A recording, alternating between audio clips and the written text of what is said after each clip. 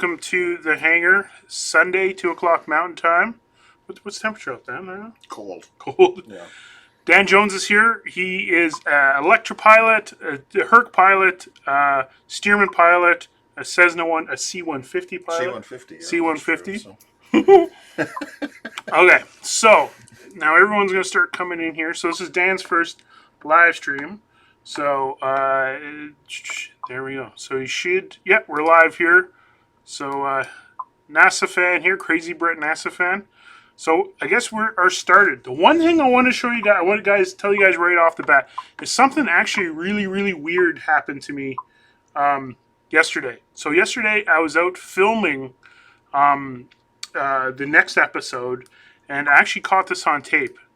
So you don't really see much. It's a little loud here, but I got blasted by some cold wind here, which is very, very loud.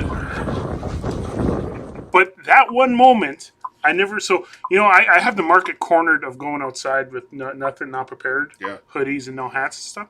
It was only minus 22 yesterday, and I was out there, I was just getting a couple shots, B-roll, and this gust of wind hit me, and instantly my ears froze, and the tip of my finger froze, and it still hurts.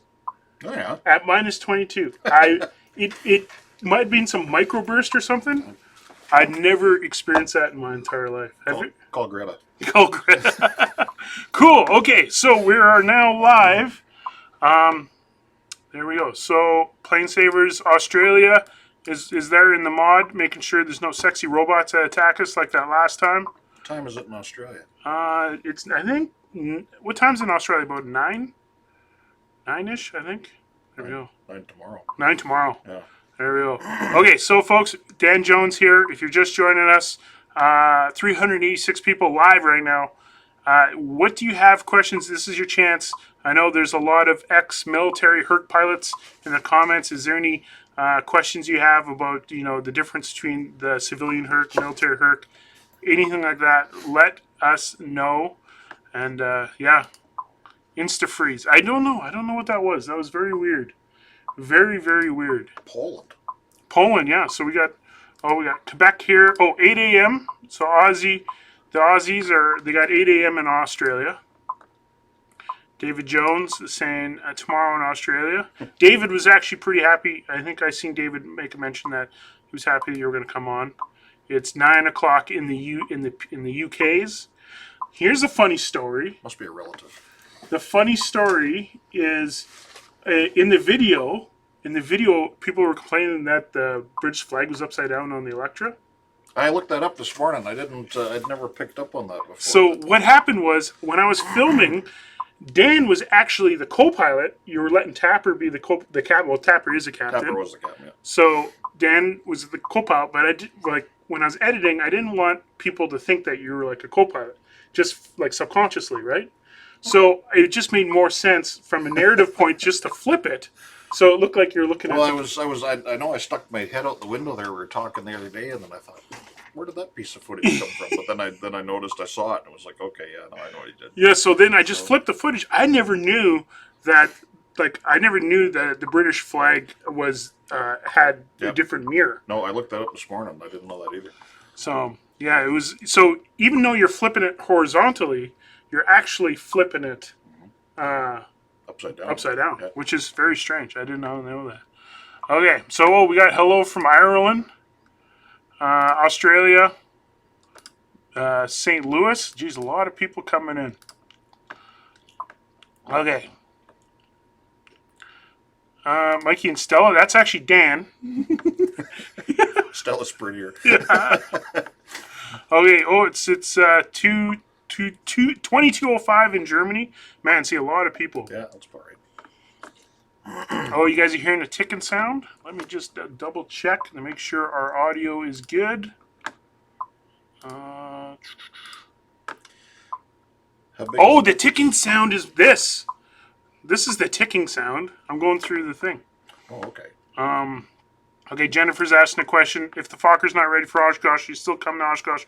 Yes, definitely. We'll definitely be coming to Oshkosh. Here's a good question. Why, all in caps, Why did Dan have to fly Joe's Navy float plane back to ZF? So that's a good story. I wasn't even thinking that. So if you guys are familiar with, if you follow the Instagram, we haven't actually filmed it too much on Ice Pilots yet. The U.S. Navy N3N, the single float plane that's hanging from the roof. Dan, you actually did the ferry flight. I did part of it. Yeah. When Joe bought it, it was in BC. It was in Pender Harbor, I think. And a couple of guys ferried it.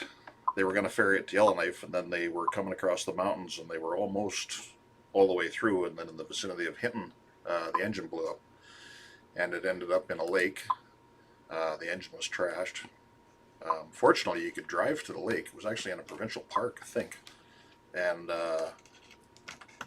I just happened and sort of kind of wrong place at the wrong time type of thing, and it was getting very close to freeze up, and they had to get the airplane out of the lake, and I was available, and I sort of got shanghaied by a couple of my friends into Dave Frum and John Frum.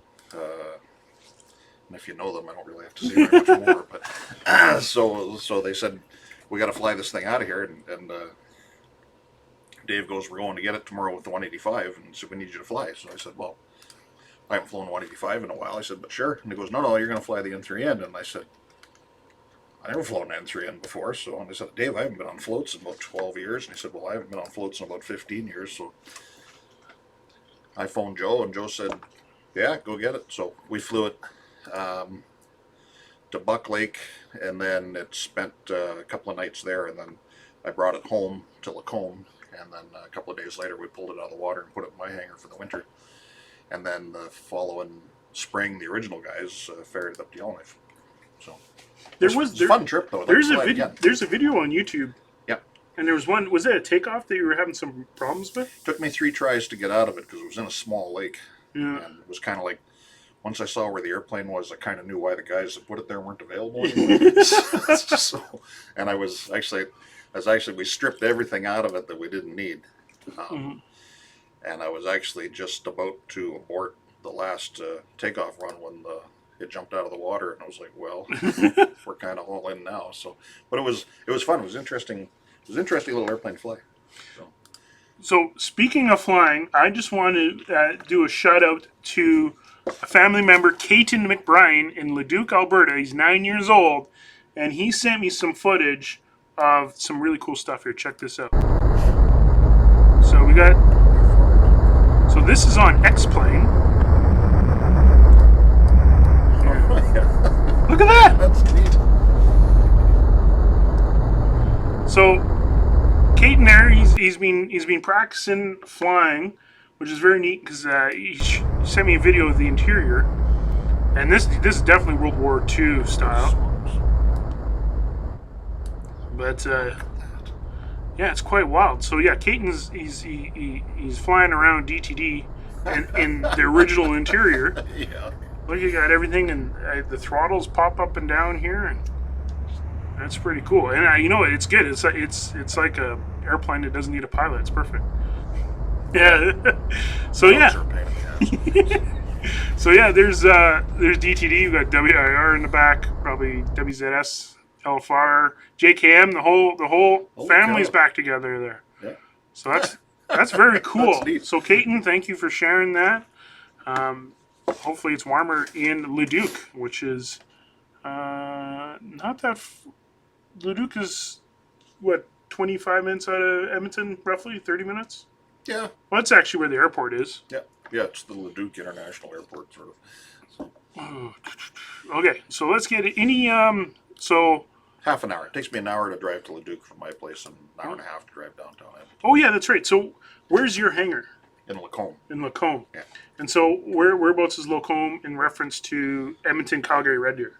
Right about halfway in the middle between Edmonton and Calgary, and about 20 miles north of Red Deer. Cool. So Dan, do you ever do? So here's the thing. Speaking of flight simulators, when you're flying the Herc, there was flight simulator in Tampa. Yep. So who operated it, and what kind of stuff was the flight sim? Because a lot of the pilots here are probably GA guys. They don't have to required to go to sim. Yeah. So what is the sim all about? Well, there's probably 100 Hercules simulators in the world, I would guess. But there's only 3 with civilian accreditation now. So there's one in Tampa. There used to be one in Tampa, and it got sold, and it's in Africa somewhere, but I don't believe it's operating anymore. So the one in Tampa now is the one that used to be in Georgia. There's one, I think, in Singapore, and then there's the one that I used when I was with SAF Air that's in Brussels. So, but it's interesting. It's a full motion simulator, so, and it pitches and rolls and it vibrates. And when there's 2 types of people that fly a simulator. Some people get in it and they never lose track of. It's like a video game, right? You pretend. And then there's people that get in it and 5 minutes after they're in it, they forget entirely that it's a simulator, because it looks the same and the paint's worn off, the rudder pedal's the same, and for me it smells exactly the same. And I'm one of the people that 5 minutes after I'm in it, I forget entirely that it's a simulator. Really? Yeah. It's full motion electric. So is it a military sim? Like, is it for? It's a Hercules sim. So it's certified for both? I think so. Yeah. All right. Here, let me turn the mic up on Dan here. There we go. Okay, so Dan, do you know much about the differences between the Lockheed Electra and the P3 Orion? The Orion's actually, and then the Orion and the Aurora is all really the same thing, but it's actually smaller. It's a little bit shorter. So we have there's 2 types of Electras. There's L188As and there's L188Cs. And the sole L188B was actually the prototype for the P3. So they shortened it a little bit, and then of course it's got 1 or 2 bomb bays in it, and it's got a little different electrical system in it and some stuff. But it's, and we have one, I guess, eh? We got one in California. Yeah. So, P3A. Yeah. It's sitting at Airstrike right now. That perfect segue. I love segues, as you guys know. I was supposed to go down to California. Stella and I, my father, my nephew Kenny, and actually Greg Perdue, we're supposed to go down to California to the firefighting conference. We're not going anymore due to the little bit of a health-related issues that are going down in that exact area in Sacramento. So we made a decision not to go down, postpone it, because we can't afford to have the whole Buffalo Airways in quarantine if something were to happen. Because, the risks are really low, of course, but just the quarantine. Like, actually, Jeff Tapper was in the SARS quarantine way back in the day. Yeah. So it's like 2 weeks. It's 2 weeks, right? So it can happen. Especially, here's the if Sacramento is like a little bit of a hot spot, and we have a King Air landing in Calgary from Sacramento, they might send us to Trenton. Yeah. So anyway, we're not going to be going. So I was really, really looking forward to filming some of the P3 and the 747 Global Tanker. So I'm going to have to postpone that. We will be going to California with the P3 a little bit later, but just not now. I'm actually working on another video coming up pretty soon, a little bit top secret, because I always like to surprise you guys. Dan, you seen a little bit earlier. Mm-hmm. So I've been working on that. I like this. The military sim at Fort Hood, we used to dump hydraulic fluid on the floor to make the Marine piston pilots feel at home. He's a Navy guy. All right. Don Myers in the chat. Spaghetti Don's in the chat. Everybody's here. Okay, so we got Dan here. Any electric questions? Any civilian hurt questions or any of that kind of stuff? What's your thoughts? How many firefighting seasons have you done? 2? Or it was 2, yeah. What's your thoughts on the differences of flying cargo versus firefighting? It's a different game for sure. So firefighting is really interesting, actually. So is cargo, but it's you go about it a little bit differently. So. As soon as I started doing my training on the Electra with Brian for flying it and flying it as a firebomber, I realized immediately why they built the P3, because the Electra is just an absolutely natural attack airplane.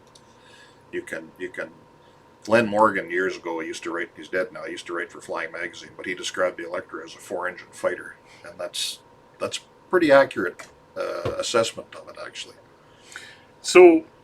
So like, I guess I'm a little bit loud here. We got here. Let me one sec here. Okay, so cargo, nice and simple. You just take off. You go to altitude. You point towards you need to go. You descend. You land. Yep. Now with firefighting, a whole new dimension. Yeah, it's a different when you're hauling freight. Of course, you're trying to do it as efficiently as possible, right? So you're trying to be at your optimum altitude and finding a tailwind and all of that, and doing everything that you can to, or everything that you have to do to protect the freight. Whether it's perishable, sometimes you can't let it freeze. Other times, whereas flying the bomber is, it's usually you want to get on station quickly to where the fire is, and then your bird dog is usually there ahead of you, ideally about 10 minutes or so. So he's got it all figured out what the attack plan is, and then he'll give you a show me, or sometimes we'll just latch in right behind him, hang on to him about a quarter mile or an eighth of a mile or so behind him, and he'll lead us right in and tell us when to drop. So it's firefighting flying has a little bit of a reputation in some circles as being kind of cowboy flying, but it's actually not. It's actually all about precision, actually. And we're not dropping water with the electric. I mean, you can, but we drop the mud, the fire retardant, and it's pretty expensive mud. So you want to put it right exactly where the guys want you to put it. And if you screw it up, or you continuously screw it up, you'll be in the penalty box and you won't be flying. So it's fun. I enjoy it. Now we got a Devin Jones here. Since I got to talk a little bit quieter, I guess I'm too used to yelling. I guess I get that from my father. So I've seen some C-130s with props that have 4 square blades and some that have 5 pointy looking ones. What is the difference? The A models originally had 3-bladed props, and they were larger diameter. If you ever see one running, you can tell at a glance it's a 3-bladed prop because it looks like the diameter is about a foot longer.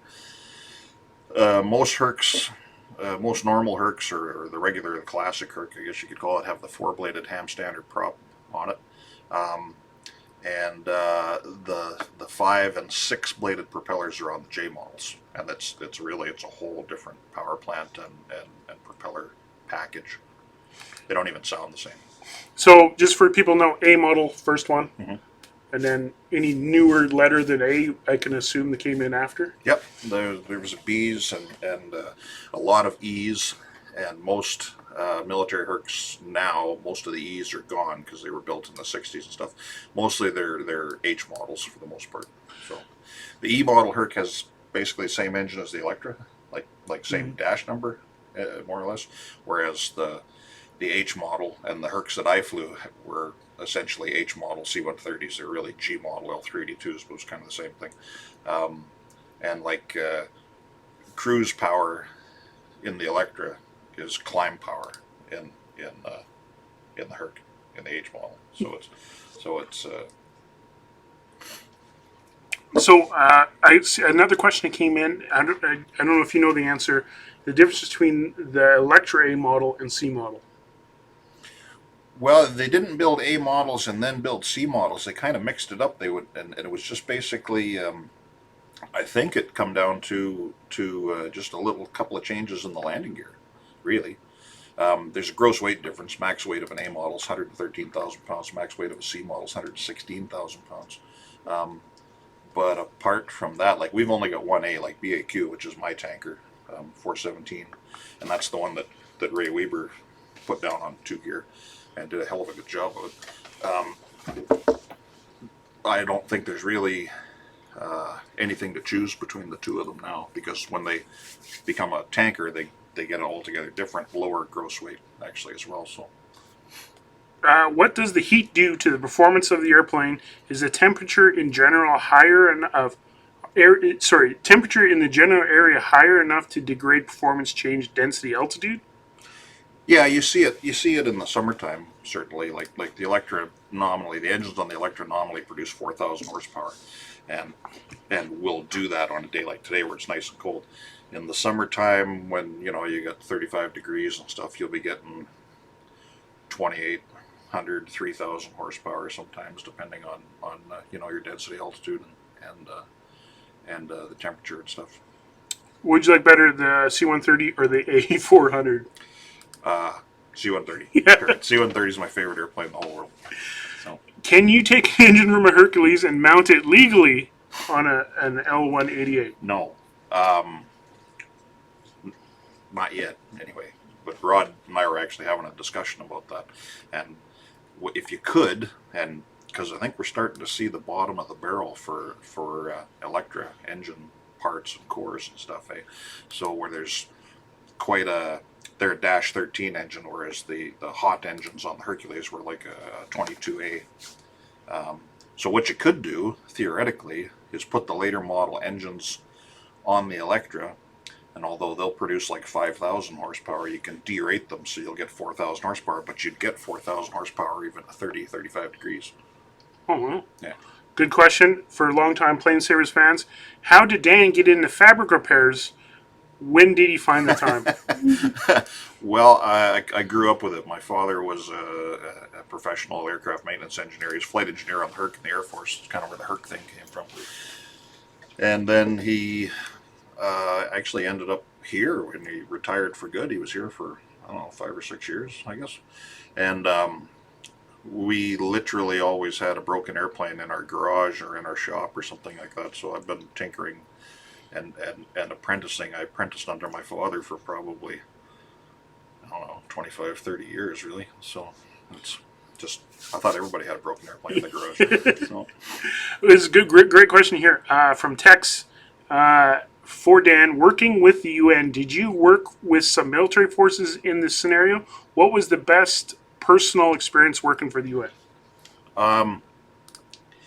It was an adventure to end all adventures for me, and I got to fly. When I flew Herc in Canada, we flew it as a civilian airliner.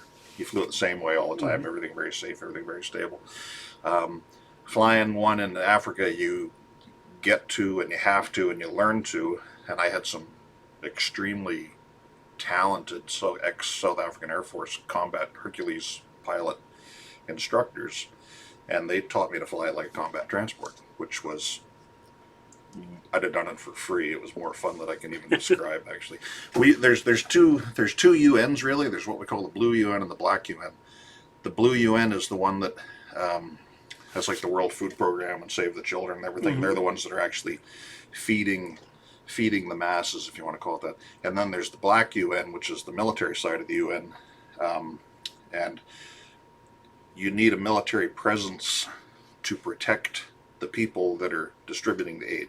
And I worked for the Black UN. I worked for the military side of the UN. So we moved a lot of vehicles and equipment and troops and that kind of stuff. And we hauled lots of food doing it, but it was the stuff that we hauled was more to feed the garrisons as opposed to distribute to the people. So, how many kilograms of fish would you have to haul to pay for a new C-130? Which I'm assuming you're saying the L100J model. What would you guess to actually for an airline to buy a J model? Bullocks would need a new warehouse. Yes. So. Bullocks is the big fish and chips place here in Yellowknife. It's a great fish and chips place. Yep. So realistically, you would not be able to support a J model just with Yellowknife work. It would be virtually impossible. No. You would need to basically have that thing. Well, how many crews would you need to run an airplane? Realistically, you'd be looking at running the thing around the world. You'd probably need about 5 to do it. 5 crews. We had, when we were down to our last airplane at First Air, we were down to 5 crews, and we could still, because you've got, you're going to have a crew in the sim, and you're going to have a crew working, and you're going to have a crew on days off, and you're going to have another crew traveling probably. So, and people take vacation and stuff. So you need about 5 crews, I think, to do it. So that's captain, co-pilot, 5 teams that you can mix and match. Yeah. Now we've got one crew right here. Yeah. So between Tony and Russ and myself, so Joe finds us a Herc, we'll just go get it. Yeah. So that's the funny thing that a lot of people don't know is I've seen some comments like, well, what does these guys know about Hercs? Well, we got like not even just the pilots. Like you got you and Tony and Russ. Well, yeah, Chucky and Chuck Fook. and Cliff and Fook, and there's you know, and I mean, if the balloon went up and we suddenly were getting a herc, I can put my hands on a flight engineer, probably the best Hercules flight engineer I've ever met, with one phone call, and he lives right around the corner from me in Lacombe. so it's you'd be surprised if Joe said go, how fast we could put a very experienced Hercules operation together. Leo, great eye. Love the red hoodie, Mikey. This hoodie is PlaneSavers hoodie. If you guys noticed, I wore that Buffalo Airways green hoodie, a different one every day, hopefully. But I wore that hoodie for over 10 years. This is a King Fashion hoodie. These are the best quality hoodies. I basically live in them. We just made the PlaneSavers one. Link in the description right at the top. We just got a limited amount. So, yeah, we got custom made with the red inside to indicate the Red Baron and DTD. So, yeah, get those while you can, because any PlaneSaver stuff sells out pretty quickly. And then all the hats and all that other stuff in there, too. Connor Zantop. I like the red. Connor Zantop. How many L188 L188 Electras do we have here at Buffalo? Do you know? I added it up once, and I think we came up with 9. I think all told, but there's one's still overseas, one's in BC, and there's 2 tankers at Red Deer. There's 2 here, and then there's a couple of projects in the. I don't know. Every time it's you turn crazy. around, there's another one. It's crazy. Yeah, I believe it's like counting DC3s around here. It's like counting rabbits. I believe there's 9 and 1 P3. So we kind of loop that in together. Mark, say thank you. Nice hoodie. Thank you, Mark. It's in link in the description. So that beep, that clicking I noticed wasn't the mouse. What I'm doing right now is I normally have my headphones plugged in because normally I listen to the video, make sure it's all good. But when you don't, every time you guys hit a chat, it made a little pop there. So I figured that out. Oh, maybe it was me.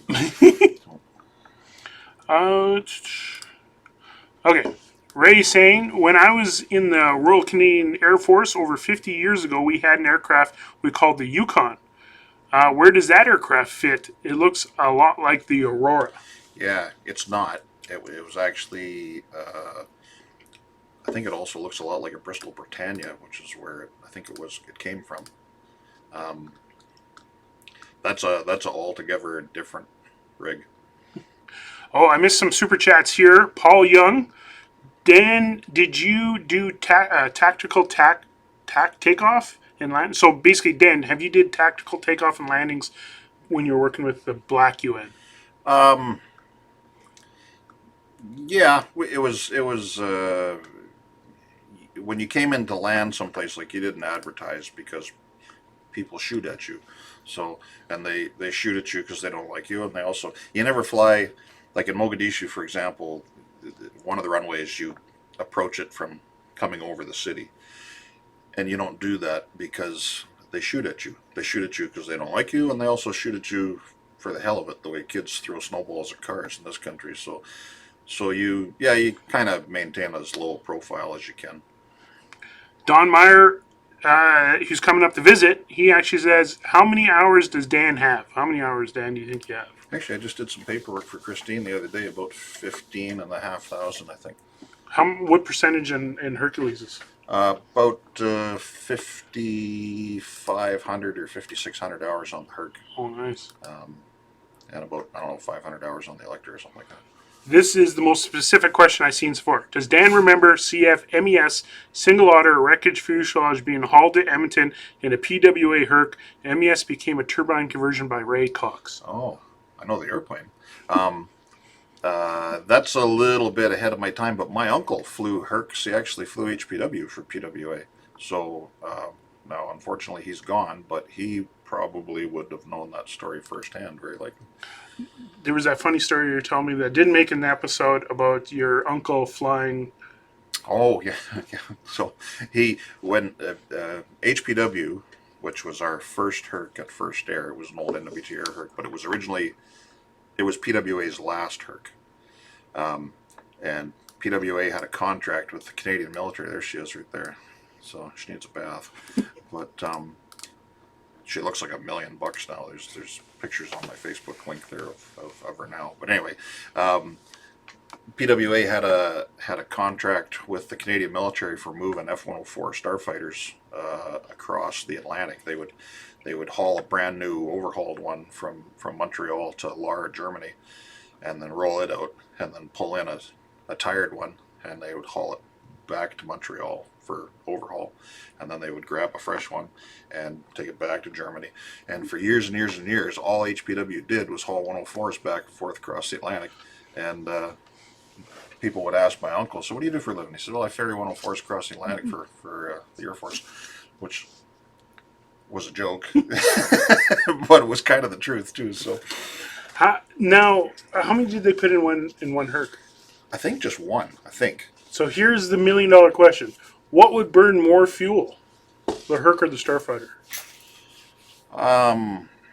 So I don't know, but a Herc has 4 big, super reliable Allison engines, and a 104 has one not so reliable half rocket engine in the back end of it, and it probably doesn't hold enough gas to cross Hudson's Bay. But it's I would. When you're out of sight of land and you're looking at the ocean, even with 4 Allisons on your wing, it's still kind of a lonely feeling. So I would much rather do it with a Hercules or an Electra, than a 104. So it'd be interesting to see. It would be interesting if there was a mathematician. My old buddy Hugh Grant there, not Hugh Grant, Professor Hugh there at Cambridge University. Oh, I know the guy you're talking Hugh about. Hunt. Yeah, the guy from the Dam Buster episode. Yeah, there. sorry for yelling, folks. Hugh Hunt, the smartest guy I've ever met, Cambridge University professor, did all the math for the Dam Busters project. He was amazing. So what would you figure out? The Electra, or so the Herc would take, a day and a half to get there. Mm-hmm. And the Starfighter could probably do it in 6 hours with the fuel stops. Did they aerially refueled Starfighter? I was just wondering about that. I think they if did. 104's got a probe on it or not. You'd need a fairly fast tanker to hook up to it, though. So there was a. Did you ever fly for Transafrica in Angola with the Herc? No, I didn't. But Tony flew HPW in Angola about that time. So David threw a super chat. Dan seems like a nice guy, definitely not ex-U.S. Marine pilot. That's a little bit of a dig. I don't know how to take that. No, I'm not a Marine, but I wouldn't want to say that to a Marine. Mm. So. Okay, so what is going on here? Okay, so yeah, you guys have been throwing some really good questions on it. C-150 pilot, very modest of you, admit as much. I have flown 225 hours in one of those things. So, going as a C-130 captain, and then the biggest joke ever is, people fly the C-150. You actually have a C-150 that was both in Ice Pilots and the TV show Arctic Air. Yep. So this is basically a movie plane. It is, yeah. So how's it doing? Where is it? And what's your plans? I showed a little bit on an PlaneSavers episode. Well, when I showed up in Hay River the year before last with the Electra, there was this poor little abandoned Cessna 150 sinking into the dirt. And it was right in the dirt, right up to its axles. And it hadn't been flown in about 10 years. And the owner, I'm drawing a blank on his name. I want to say Tyler Sipos. That's right. He's an Air Canada pilot now down in Toronto. And it was his airplane, and he was going to take it down there, but then it ran out of annual and stuff, and pretty soon 1 year became 5 years, became 10 years. And then I went back with the Electra again last year, and there was the 150 sitting there, and I just couldn't bear to look at it anymore like that, so Adam had his phone number, so I phoned him up. I said, you want to sell that thing? And he said, yeah.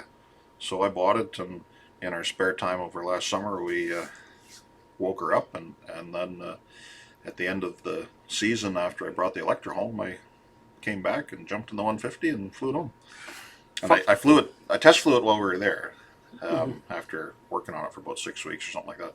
And my backup plan was, if she wasn't going to cooperate or the engine was no good or was making metal, Brian and I were just going to take the wings off it, stick it in the back of BAQ and hold her in there. So it's, but no, she went home on her own steam, and she ran like a watch all the way home, and she's sitting in the big hangar next door in front of the Stearman and beside the Nanchang, and we decided we're just gonna build a show airplane out of it. So she's gonna go to Oshkosh and compete for a trophy, and we decided we're just gonna build the ultimate Cessna 150 out of it eventually. So Right on. Quick, the Tayo Sipos, the previous owner, was on Ice Pilots. He was the good-looking one that almost looked like he was a hired actor. But the funny thing was, Tyler phoned me the other day. He just had a baby daughter, but he never knew anything about PlaneSavers. And so he's been flying over, and he's been calling me on the radio. He's been doing, I think, the Tokyo run, which his father used to do for Air Canada. So anyway, so he's sitting there flying, and the captains are telling them all about PlaneSavers. Oh, really? Yeah. He had no clue. He had no clue. There you go. The RCF 104s were not air refueling capable. There we go. I believe that. Okay. Blake saying, morning from New Zealand. Could you do a video of the L1A Electra doing a C-check with cycling the gear up and down when she's on blocks? Yeah, that's something we can do. All that stuff is done in Red Deer, but sometimes they do cycle the gear here. Sometimes, what would cause a gear cycling in the hangar? What kind of snag? Would it be a light snag? If once in a blue moon with an airplane that the wheels go up and down, you'll get an indication. Like the wheels, one hasn't gone down where it actually is. So anytime, or you'll have a real problem where the gear doesn't actually go down, and then eventually you go through your procedures and you use like the emergency extension. If we ever got into a position with the Electra where we had to do an emergency gear extension for whatever reason, then once we got it on the ground, we'd have it in the hangar, and then we'd have to figure out what went wrong and fix it, and then you got to jack it up and swing the gear 3 or 4 times to make sure that it really is fixed and everything's normal. So, and then you also do it on when you're doing a heavy inspection, or anytime you change a big component on the landing gear or whatever, then you got to swing it. So he's married to my friend's stepsister. Very random stuff in the comments. Hello from Orlando. There you go. Okay, so screw jacks. Oh, hello from Fairbanks. Hello, Fairbanks. Yeah, we're getting a lot of stuff here. Okay, so one question I see that's popping up in the chat is the Electra that's in England. Mm-hmm. And I think the Electra that's in England, in Coventry, is the last Electra that is currently in Europe. I think so, yeah. I don't even think there's any museums. Nope. No, so maybe I know. So anyway, so if you see a picture of an Electra that's in Coventry, that's the one we have. It looks just like the other ones. And my father's paying rent to park it there. I think it might be parked at a museum, isn't it? I'm not. I think we had to move it, or we're supposed to move it. We're supposed to move every airplane. We got airplanes parked everywhere.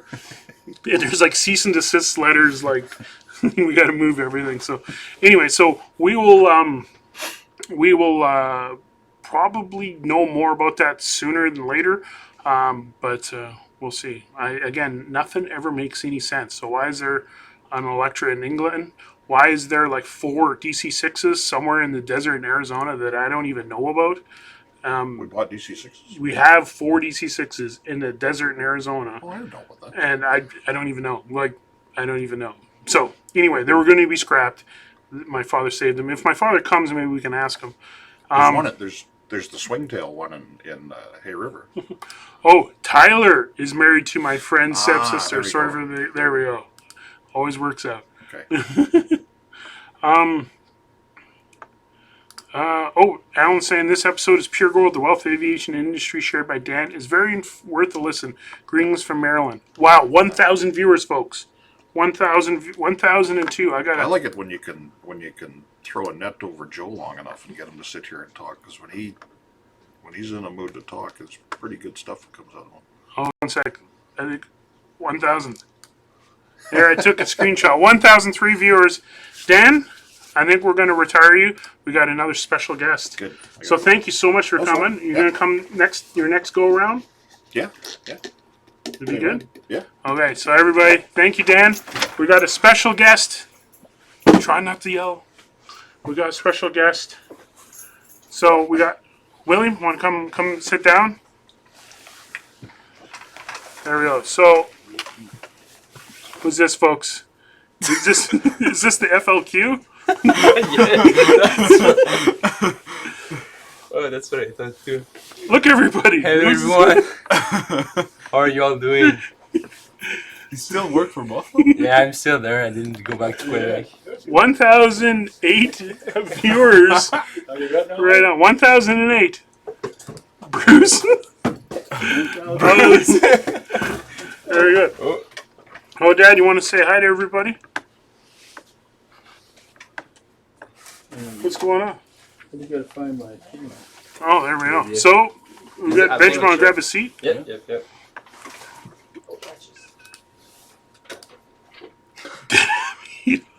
Damn, he's on.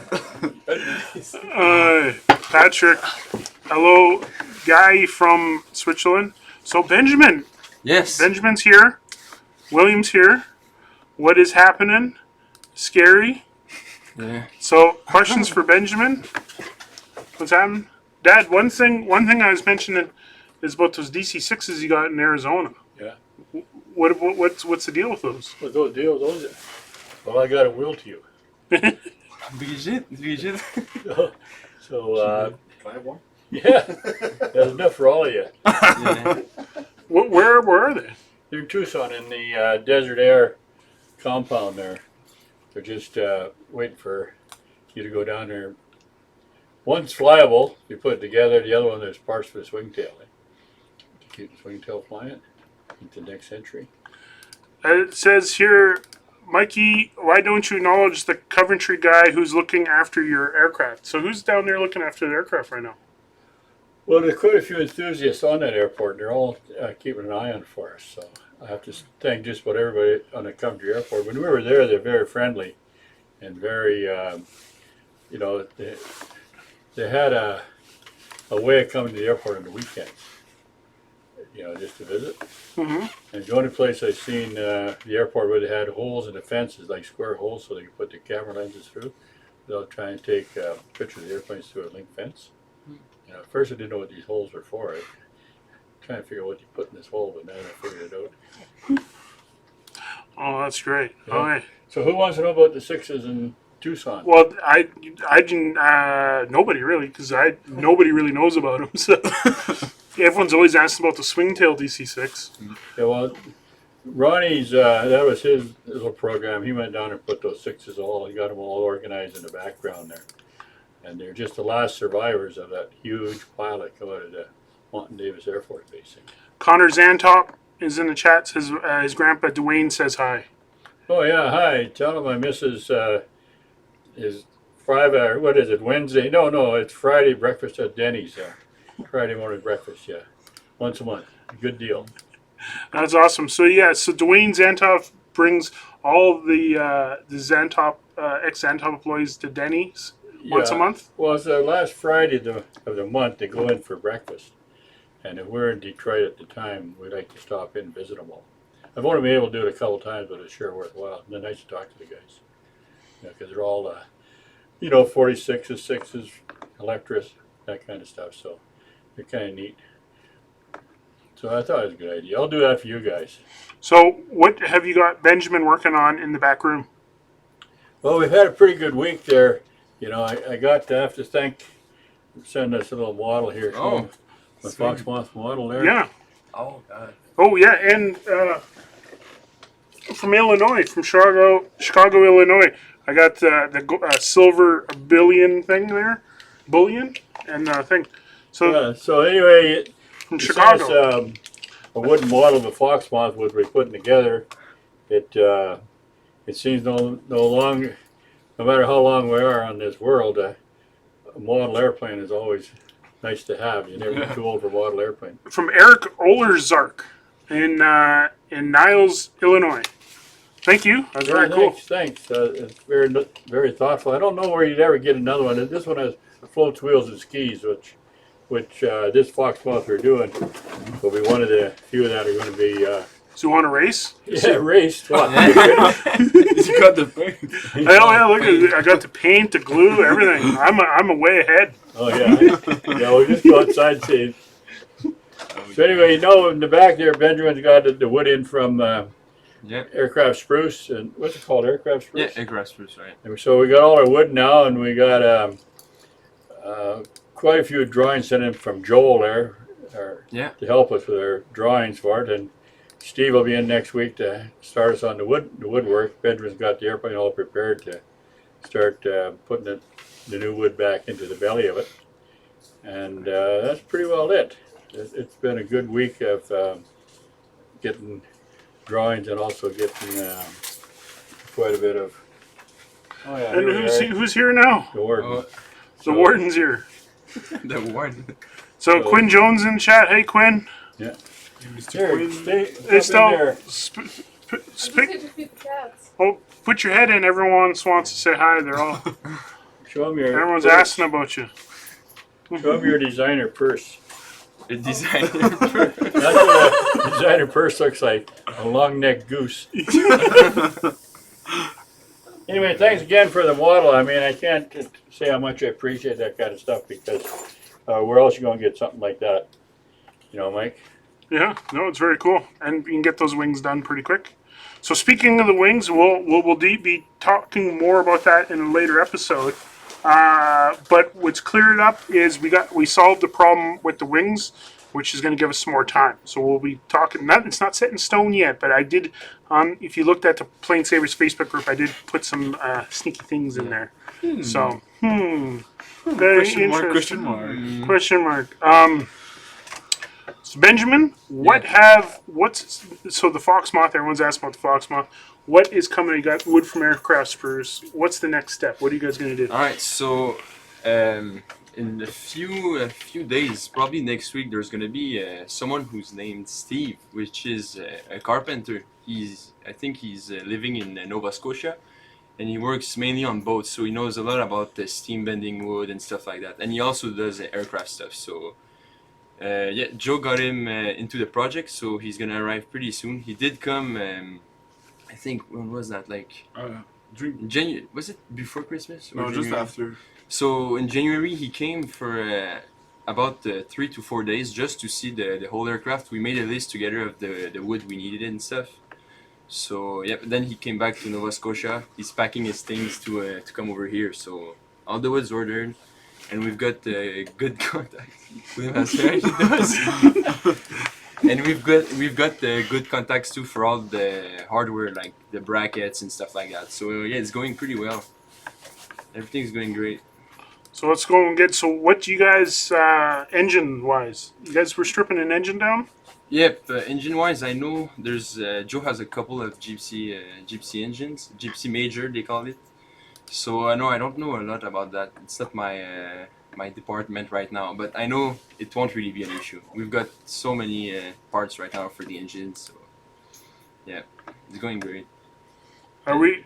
Can you see my post, or are you just ignoring me? I don't know. That's the Which first. post? I know it's the first one I've seen. You guys, is like the one thing with this is there's a delay, so you guys, sometimes the chat is a little bit behind, so I don't really see too much. But I'm trying to watch. This is good. You know, Dan was amazing because he talked. Sometimes we got William and Stella on board. We don't talk. No, It's- so Quiet. so it's all good. But that's how we get stuff. So one thing I want to do is the videos. So the videos have been doing absolutely amazing. If you take a look here, we'll put it over here. As you can see where all the hercs went. Here, I'll put it over my face here. Where all the hercs went.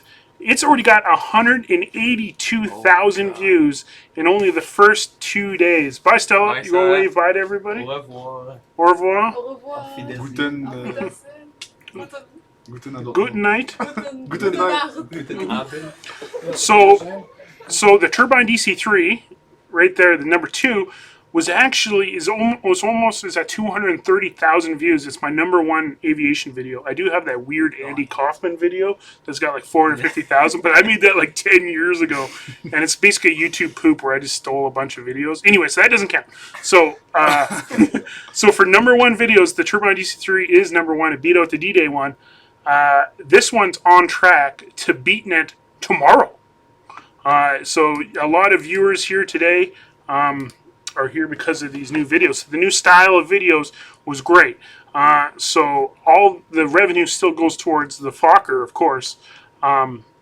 but now I can now mix the content, which is great, which is all good. What is going on? If you need any specialist work on the Gypsy engine, call Vintech at Little Grisden, UK. They're the best in the UK. Good to know. Good to know. Good. Vintech. All right. Okay, so yeah, I just want to show you guys that just how much that last video was blowing up. It's blown up like crazy right now. Hi from Nova Scotia. Nice to see Benjamin back. He was here the entire time. Yeah, I was here. He was just. I just locked him in the quarantine room Yes. for 2-3 That's months. what happened, eh? If we would open the blinds behind Ben, you would have seen him. He was talking. Yeah, I was right there. All the William time. just closed the blinds. Yeah.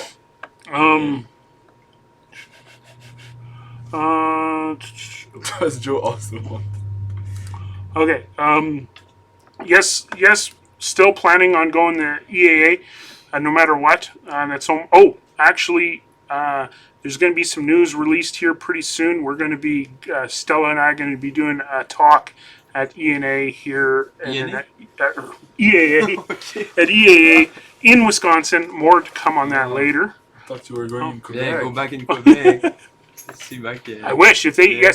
yes. Jean, if you're watching, I'll come back. I better get to school. I'll Okay. come too. Yeah. Props on the shades. Thank you. First person to mention that, I think, that I saw. It's getting sunny out. Okay, what's going on?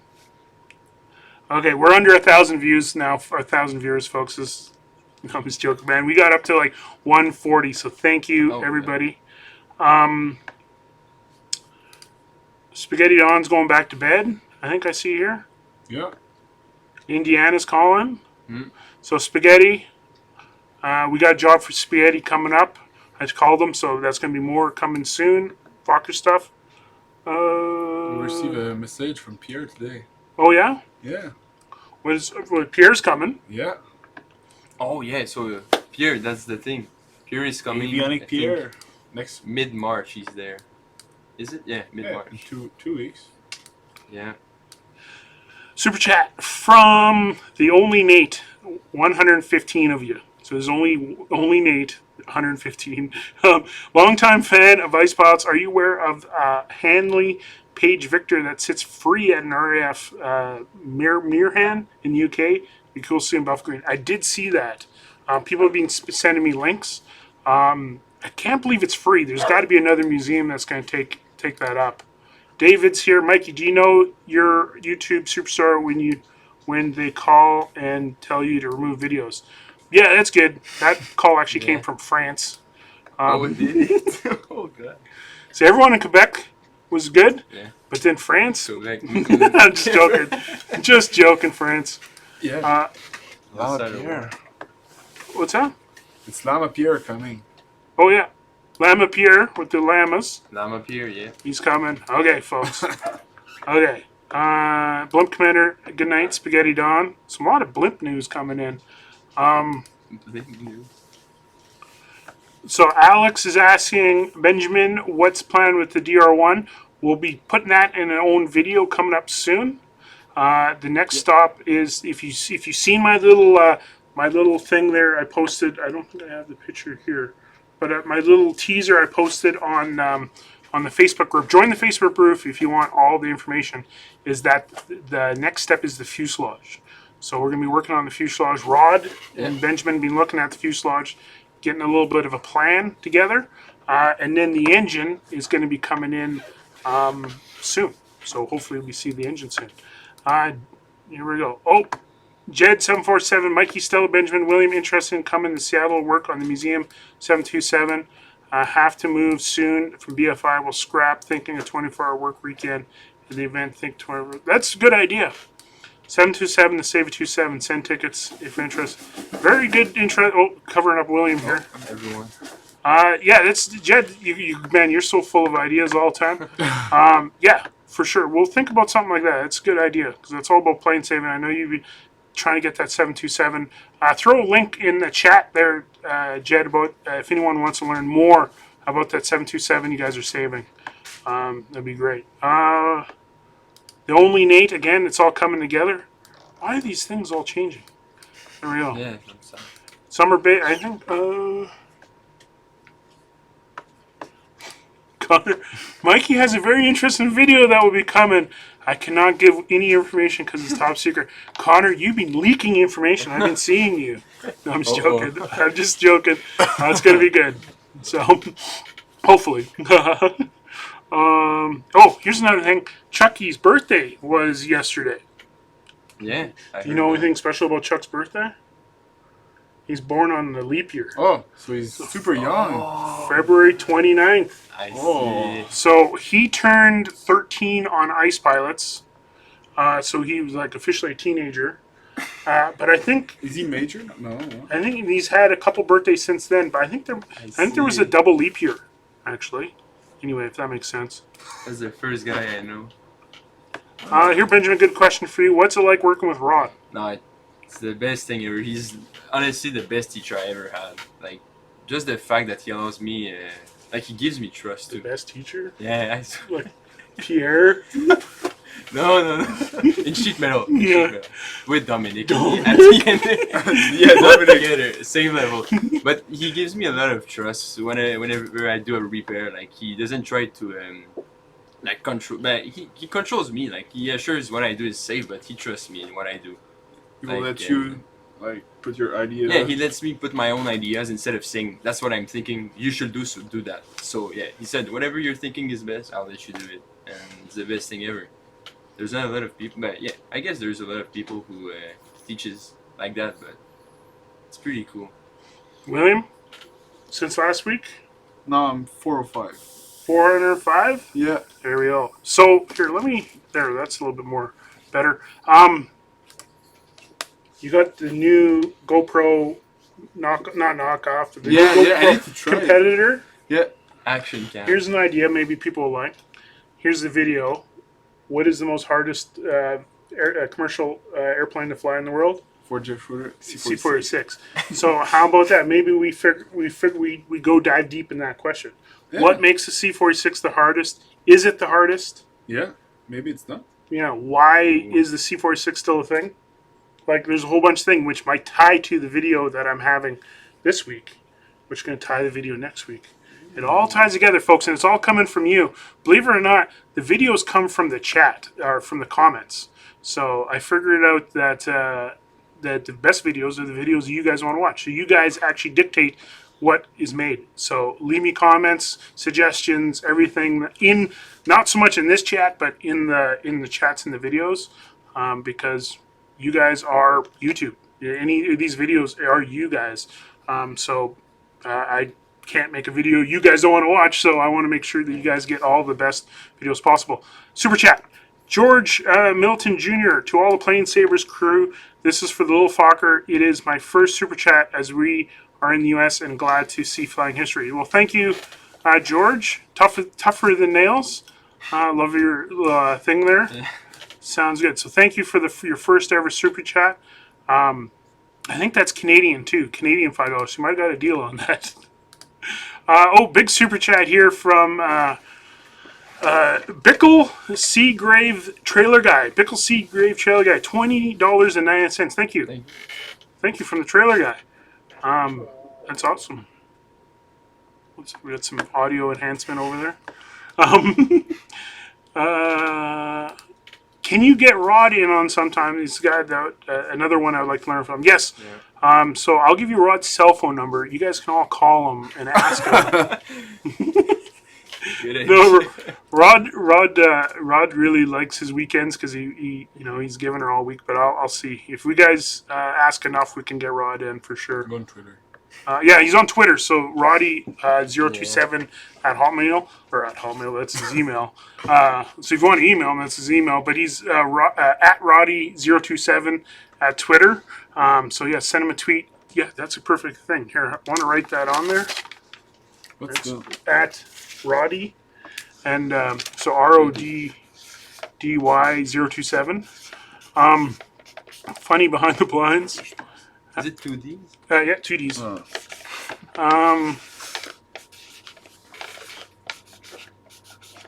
And what's Oh. the number? 02. 027.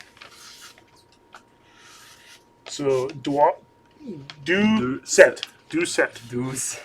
Okay, so there we go. Thank you, William. So send Roddy a tweet Double D, not at 1D. RODDY027. Send him a tweet right now. He's probably sitting there watching hockey, minding his own business. And if you guys all send him a tweet, say you want him on next week's live, we can get him on. So again, see folks, this is viewer generated content. Oh, best cooking in Yellowknife.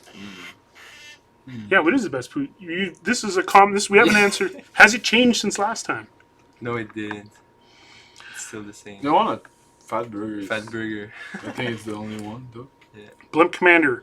I sent a Facebook link on the Facebook Messenger to you about the heavy lift airship you asked about. Read comments. Hopefully you can view the article. Thank you, Blimp Commander. Thank you for the super chat. Yes, blimps are coming. We just got to figure it out. Does your dad have Twitter? Hey, Dad, do you have Twitter? No, I don't even have. I just have telex. He's got Windows 95. So you could send him an email on his Windows. Okay, taking it on Just quicker than Rod's. The clearance in the north are pretty simple. It's usually direct too. Yeah, yes or no. Do you use a kneeboard? It depends. Like when I know I'll get something complicated, yeah, but like usually it's pretty simple. So. Tyler Sipos, going back to the original, if you've been watching, Tyler Sipos was the first person I ever seen wear a kneeboard, and it really stuck with me. I'm like, what the heck is that thing? Well, I'll get But now it's more I'll use common. like the envelope and stuff to just write a real quick thing. Everyone was teasing them at the time, but I think it's pretty normal now. It's kind of like fanny packs. Yeah, it's more normal. I think in flight school, like. Are fanny packs popular in Quebec? Do you know? They used to. Yeah, are they still? Yeah, I think like in all the festivals and stuff. Festivals, it's All the young people got fanny pack. If Rod's here, I got to find some old pictures. He went to Australia in like 1990, and it looks like 1990. Everything was like fluorescent pink and fanny packs, and he had hair like 80s hair in the 90s. Because the one thing about is the 80s didn't happen in Canada until the 90s. That's one thing I saw that on How I Met Your Mother. That's a joke they made on there. Did we get young Chucky toy plane? Not yet. Quinn Jones. Quinn? Did you use a kneeboard or a fanny pack?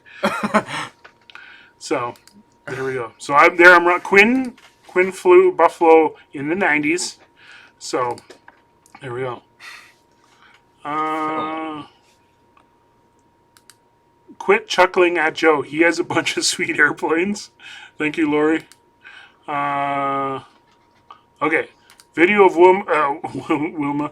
Video of William full flight in C-46. So yeah. So we're saying, William, you got the Insta360 camera. Yeah, I could try to do something. I guess. Should try to get the 360 module and you put on YouTube so you can from let's say Yellowknife to Area flight 360 35 minutes 35 minutes 40 minutes looking at clouds. Alan, thank you for the super chat. $6.6666. Iron Maiden for the human who will test fly the Fokker. Oh yeah, for sure. The kneeboard. So Quinn, be honest, Quinn. Did you have a fanny pack? Be honest. Yeah,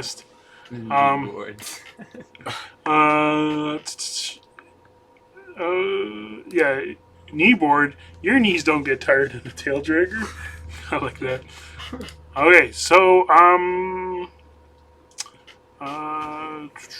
here's the one here from the PlaneSavers Australian crew. Did Buffalo use a 727 for cargo? The answer is yes. The 727-200 gravel certified, burns quite a bit of fuel, hauls 45,000 pounds, Dad? Yeah. So, it's definitely an option. They tried to do one, about 10 years ago, but financially it's a little rough when you have one airplane. Blah, blah, blah. Long stories. Is it what Everest has? No, I think Everest has DC 9s, okay. DC 10s. Yeah. Oh. Okay. So, pretty sure Rod is wearing a fanny pack in the Ice Pots episode when Corey saved TPO and Gamely. Big old glasses too. Yep, I'm pretty sure. That. Okay, this is very deep for you Ice Pots super fans. The moment when Corey was saving TPO and Gimli, and there's a moment where he opened, and I mentioned this a few times on the live because I just love it so much. It's very rare for the camera guy to break character or to break the illusion that the camera guy is actually a person that's there. Because like when there's something going on in the airplane, there's actually a camera guy, most likely from Vancouver, that's sitting there filming everything, freezing his butt off. But he's never really a part of the story. So there's very few times that the camera guy breaks the fourth wall, which they call it. And is in Gimli when they knock over an old freezer and was full of rotten meat. And Corey started gagging, and then Paul Vance was the camera guy, and he was gagging. One of my most favorite Ice Pots moments. Yeah. Very, very small in that episode. But if you watch it, go on Amazon Prime, check out the episode. Yeah, there we go. Quinn Jones, I still have the kneeboard if Willie needs a spare. Yeah. Quinn, do you run dual kneeboards now? Like, Oh, probably. Is what in 777? yeah. Probably typing on the FMS. What about like a chin board for you eating? Chin boy. Is Ronnie been on today? I haven't seen Ronnie. Ronnie, we're getting updates, live updates from Florida. Oh. But Ronnie usually watches them after. But believe it or not, as I'm texting and talking here, we got here. One sec, sorry guys. Now my airdrop's not working. Here, I'll just show you guys here. One sec. Okay, so there we go. So here's the video, or here's a picture of Instagrammer how do you say that? S1 Wire. He's with Ronnie right now. They're running the DC4, and there we go. So we're getting, I'm getting videos and pictures live of the DC4, but they don't have internet out there. So I was hoping to get you guys some videos. Not really working out right now. 919 people watching. Get Rod a burner phone and we could flood it with calls. That's so Rod is so anti-social media. It's funny. He's also on Instagram too, but he can't figure it out. He what's a kneeboard? It's Mark. Some things in life is better off not knowing. Has Bill Eldred been on? Oh, I don't think I've seen Bill on there. He was the first guy I ever seen with a kneeboard. If you guys can't hear I still Joe, have it. It's outside here. And when I first seen it, oh here. I thought it was because he couldn't remember anything. Okay, so folks, if you guys can't hear, Bill Eldridge, who was in Eldred, was in the chat yesterday, and he was the first time my father ever seen a kneeboard. Who would have guessed kneeboards would have been such a hot topic in this episode? Maybe we should brand an Ice Pots or PlaneSavers you should do kneeboard. one. Yeah, Kneeboard. honestly, yeah, maybe. Really? Yeah, a piece of But aluminum like from the when airport? you're at flight school and stuff, it's really useful when you do your nav and all that stuff. But at one, like for the type of operation we do, like let's say the valley, like all you know your frequency normal oils because you just know it. You know how to make. I'll give you guys a free business idea. You make millions of dollars. Okay, let's go. Okay, you get an iPad. You Yeah. make an app called the Pilot's Kneeboard, and you click on it, and it just operates the front-facing camera, so the pilot sees himself, and he gets happy. He's like, "Ooh, that's very nice."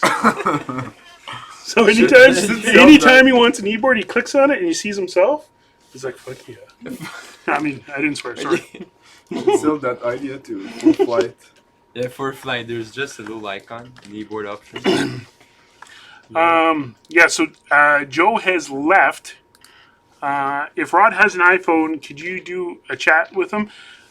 He's got an Android. Yeah. He does not like Apple because he's a hipster that way. Hopefully Rod's not watching. Hi Rod. So yeah, Joe left. So he's out there somewhere. No patches though. This here though. I seen this question come in. Pouch shortage affected Buffalo. Not so much in the last year, eh? No, they're Georgian got rid of all their pilots, and I think that kind of plugged up.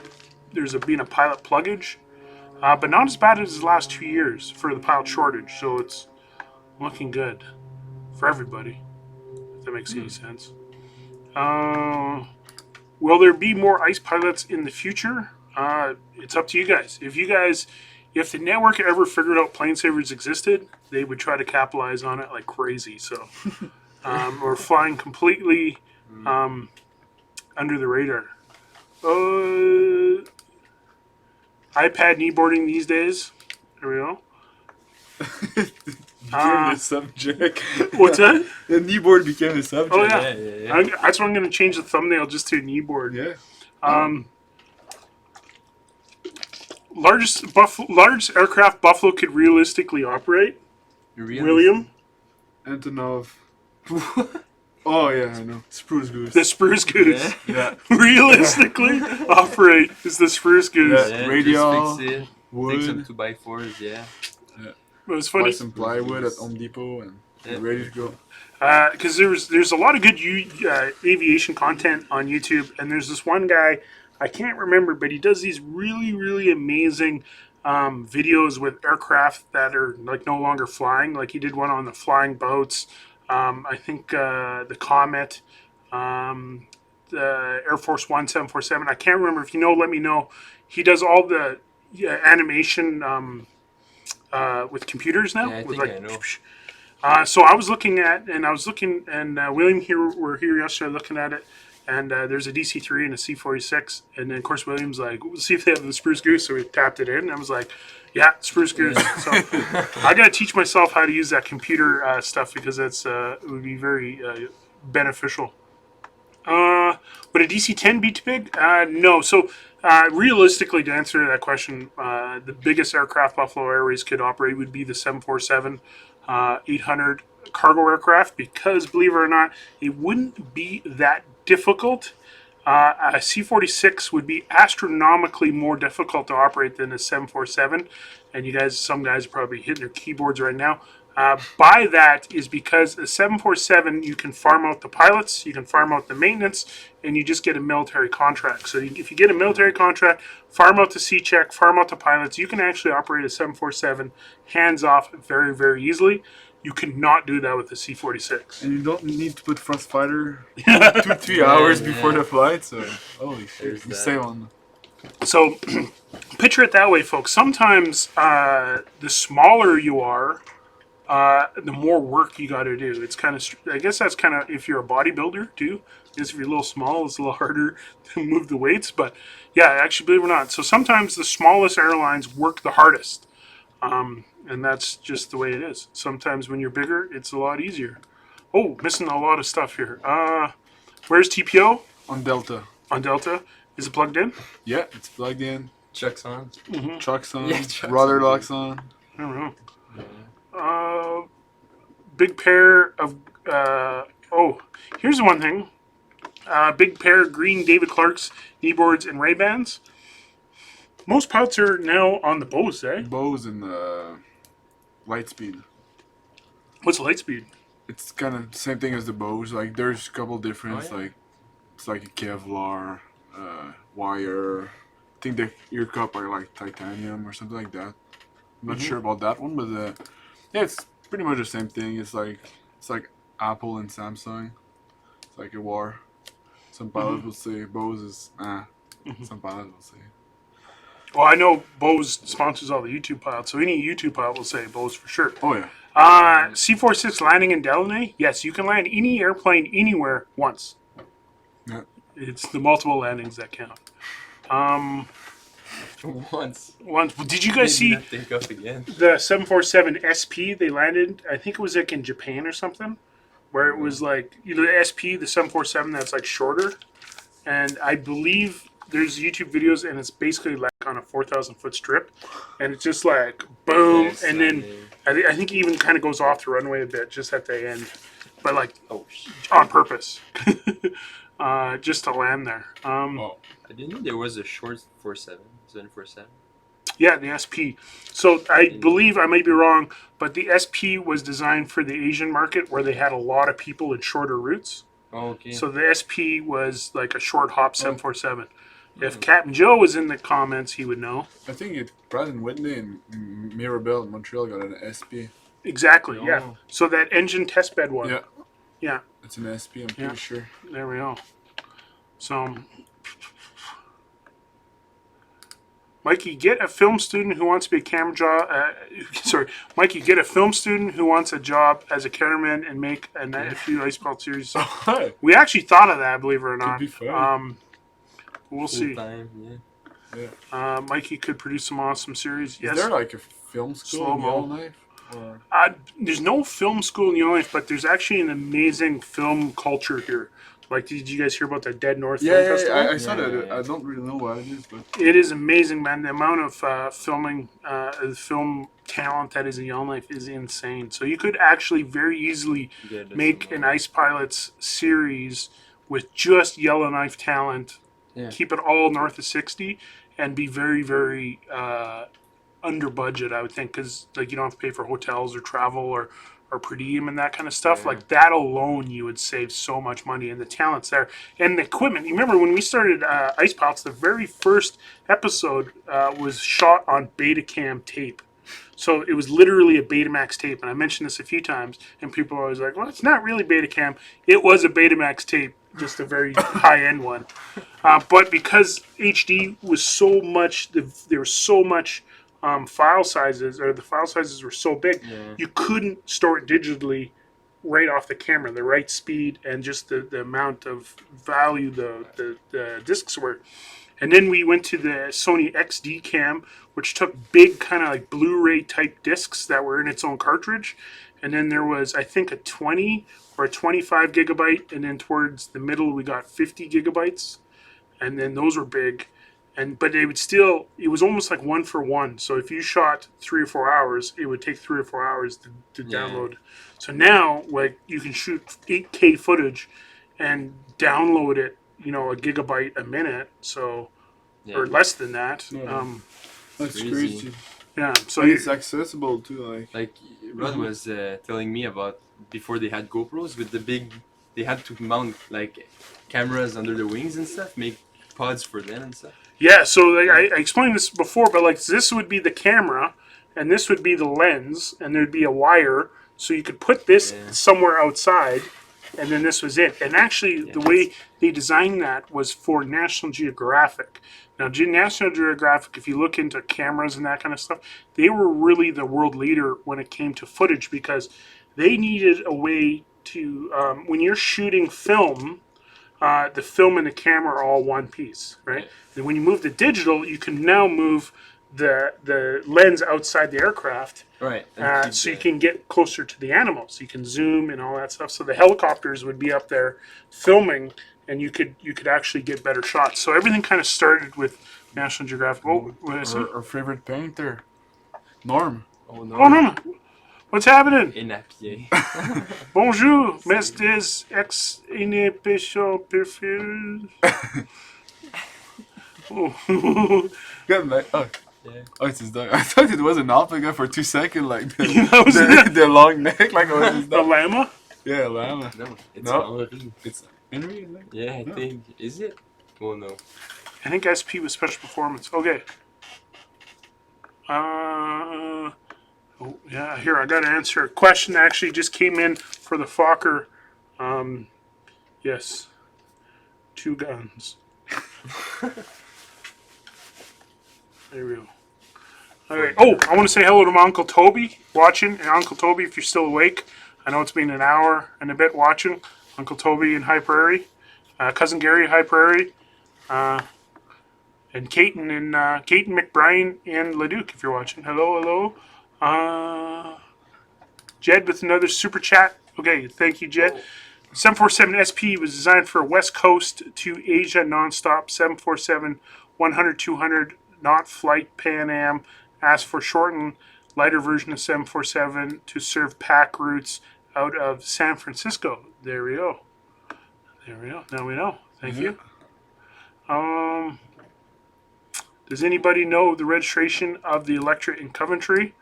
Not offhand, but I guarantee you in 12 seconds. Yeah. You'll have some answer. In the comments. Yeah. Okay, we got another super chat. Design 747 SP designed for ultra long range flights. I thought it was the opposite around. I thought the SP was designed for short flights because there's less people, but maybe that's more room for fuel. I do not know. Short people. Short people. That's why. How long will it take Benjamin to get the Spruce Goose airworthy? 56 episodes. Yeah. Yeah. Hello from Louisiana. Hello, Louisiana. There we go. So I think that's kind of it for the episode, folks. I was hoping Joe would get back, come back. He'll probably come back in 2 hours and be like, "Why you guys aren't on anymore?" So you guys again the new PlaneSaver hoodies. Link in the description. These are the King Fashion, the best quality hoodie in the world. Believe it or not, this is my favorite. I've been wearing them for 10 years. Every single Ice Pilots episode, every single PlaneSavers episode. Yeah, there's the King Fashion. They're honestly they're really like You know, they're really good. they're really good. They're really good. There we go. It's my third one. Third one. Yeah. There we go. So again, folks, go to Rod, my brother Roddy 027 on Twitter. Tweet him right now. Tell him to be on the next live stream. It'd be very good. You guys have a good night. Benjamin, you want to say the goodbye, or you want to say goodbye to your mom first? Bye bye, mama. Benjamin, you want to say goodbye to everybody? All right. Goodbye, everyone. Thanks for staying late for the ones which is night right now. Or And, the morning. Hope to see you soon in the next special episode. 906 people on the goodbye. See you guys. Yeah. Thank you for everything. Thank you for subscribing. We'll see you.